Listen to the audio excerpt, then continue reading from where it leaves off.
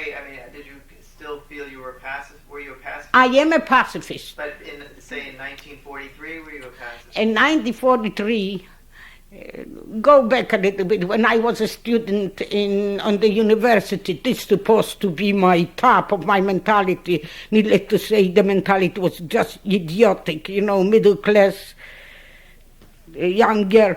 I had an answer for everything. Whenever we discussed anti-Semitism in Poland, the war will solve it. I cannot even tell you, but I will admit how stupid I was, because for every upheaval in Poland or around the world, I had one answer: only a war can solve it. Well, I got what I wanted.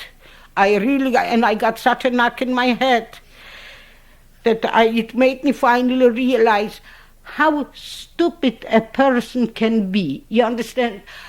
The war made my reason and my belief and everything turn 180 degrees.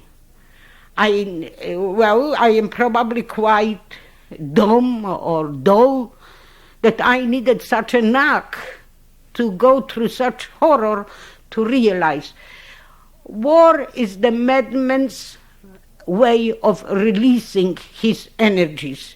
You can notice that there is no better time when the scum can surface than only in the war and a short while after the war. They say it's like a rubbish, and when everything calms down, the garbage is on the surface. And this is what I can tell you of my feelings toward wars, any wars.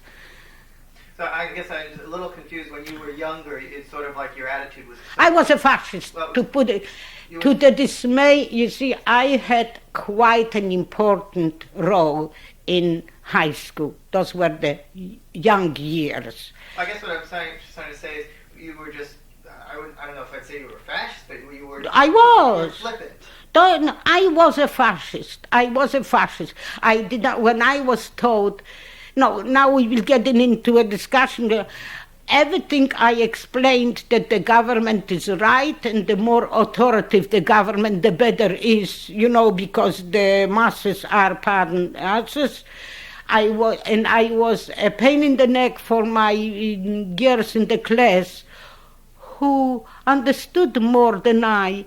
But I was brought up in such a sheltered home. Everything was so honest and everything was so pure that I couldn't understand why would it be an overproduction in other country and a hunger in our country. I did not believe that this could be, created artificially. And at the same time, I was the president of the school GOP and the class GOP, the self-rule, the government. Student government. Yeah, class and school. School in defiance of the Constitution, because according to the Constitution of this, I supposed to be in the 8th class, and I was already in the 7th class. And I did move around, and I was in a very close contact with the principal. So the girls wanted me on their side. I didn't want to even go to a meeting. I remember they once approached me and said, listen, Marilla, they called me, you don't have to join. You don't have to do anything, but just come to one meeting and listen what we say. I didn't want it. I was such a confirmed fascist, and I paid a big price. Believe me, it gave me a knock in the head that... Well, you said, you talk about sort of turning 180 degrees.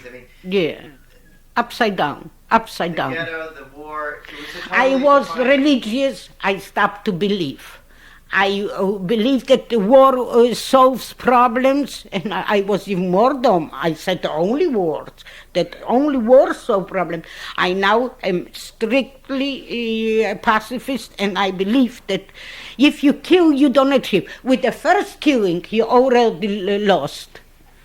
So to avoid it, I once said to my sons, I will accept